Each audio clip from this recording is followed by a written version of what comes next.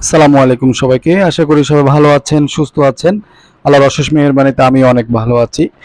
রিক্সায় ভ্রমণ করছি, তাই ভাবলাম ভিডিও করি, পাশাপাশি আপনাদের সাথে কিছু কথা বলি। আজকে কথা বলছি, আমি সরাসরি কথায় আমার আলোচনায় চলে যাই। আপনি যেভাবেই জীবনযাপন করেন, তার উপর আপনার সঙ্গ ব্যাপক প্রভাব বিস্তার করে। নিশ্চিত হয়ে নিন যে আপনি সৎসঙ্গে বাস করছেন। তাদেরকে বিচক্ষণতার সাথে নির্বাচন করুন। আপনার কথা রাখুন, কিন্তু অন্যের কাছ থেকে এমনটা আশা করবেন না। মানুষের সাথে ভালো ব্যবহার করুন, কিন্তু অন্যের কাছ থেকে একই রকম আচরণ আশা করবেন না। কথাগুলোকে উপলব্ধি করুন এবং আপনি অপ্রয়োজনীয় কোনো ঝামেলায় পড়বেন না। মোদ্দা কথা যেটা বলতে চাইছি, আপনি আপনার ভালো কাজ করুন, আপনি আপনার কথা রাখুন, আপনি আপনার ভালো ব্যবহার করুন, ভালো আচরণ করুন, কেমন?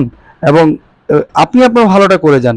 কিন্তু আপনি যে ভালোটা আপনি করছেন ওটা অন্য কারো কাছ থেকে ওরকম প্রত্যাশা করবেন না।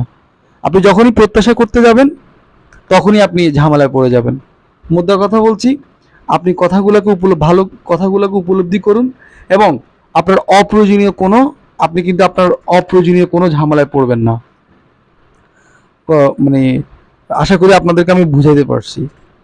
আরেকটা বিষয় নিয়ে কথা বলবো, সেটা হচ্ছে ও এমন মানুষ এবং এমন এমন লোকদের থেকে সতর্ক থাকুন যারা বারবার পেছন থেকে আঘাত করবে এবং তারপর এমন আচরণ করে যেন তারা অন্যায়ের শিকার হয়েছে। সবচেয়ে ভালো হয় তাদেরকে এড়িয়ে চলুন।